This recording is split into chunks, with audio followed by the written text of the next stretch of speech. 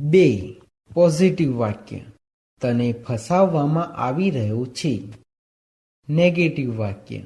તને ફસાવવામાં આવી રહ્યો નથી. ઇન્ટ્રોગેટિવ વાક્ય. શું તને ફસાવવામાં આવી રહ્યો છે? આપણે સૌ પ્રથમ આ વાક્યોમાં ઓબ્જેક્ટ, વર્બ અને બાય સબ્જેક્ટ કોને કહેવાય તે જોઈએ. આ વાક્યમાં તને ઓબ્જેક્ટ છે, ફસાવવું વર્બ છે અને આ વાક્યમાં બાય સબ્જેક્ટ આપ્યો નથી. હવે આપણે ફોર્મ્યુલા પ્રમાણે પોઝિટિવ વાક્યનું અંગ્રેજી વાક્ય બનાવતા શીખીશું. ઓબ્જેક્ટ એટલે કે તને. તનેનું અંગ્રેજી યુ થાય છે. એમ અથવા ઇઝ અથવા આર. આ વાક્યમાં ઓબ્જેક્ટ તરીકે યુ હોવાથી યુની સાથે આર આવે છે. સહાયકારક ક્રિયાપદ એટલે કે બેઇંગનું બેઇંગ. વર્બ એટલે કે ફસાવવું. ફસાવવુંનું અંગ્રેજી ટ્રેપ થાય છે. પરંતુ કન્ટિન્યુઅસ પ્રેઝન્ટ ટેન્સના પેસિવ વોઇસના વાક્યોમાં ક્રિયાપદનું ભૂતકૃદન થતું હોવાથી ટ્રેપનું ભૂતકૃદન ટ્રેપ્ડ થાય છે. આ વાક્યમાં બાય સબ્જેક્ટ આપ્યો નથી. આ વાક્યમાં અધર વર્ડ્સ નથી. આમ આ વાક્યનું અંગ્રેજી યુ આર બેઇંગ ટ્રેપ્ડ એવું થાય છે. તેવી જ રીતે નેગેટિવ વાક્યનું અંગ્રેજી વાક્ય બનાવતા શીખીએ. ઓબ્જેક્ટ એટલે કે તને.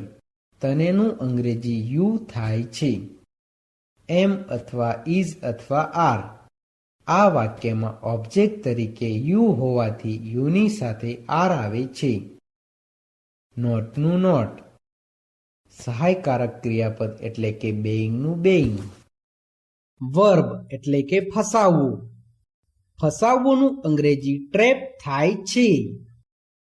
પરંતુ કન્ટિન્યુઅસ પ્રેઝન્ટ ટેન્સના પેસિવ વોઇસના વાક્યોમાં ક્રિયાપદનું ભૂતકૃદન થતું હોવાથી ટ્રેપનું ભૂતકૃદન ટ્રેપ્ડ થાય છે. આ વાક્યમાં બાય સબ્જેક્ટ આપ્યો નથી. આ વાક્યમાં અધર વર્ડ્સ નથી. આમ આ વાક્યનું અંગ્રેજી you are not being trapped એવું થાય છે. તેવી જ રીતે ઇન્ટ્રોગેટિવ વાક્યનું અંગ્રેજી વાક્ય બનાવતા શીખીએ. એમ અથવા ઇઝ અથવા આર. આ વાક્યમાં ઓબ્જેક્ટ તરીકે યુ હોવાથી યુની સાથે આર આવે છે. ઓબ્જેક્ટ એટલે કે તને. તનેનું અંગ્રેજી યુ થાય છે.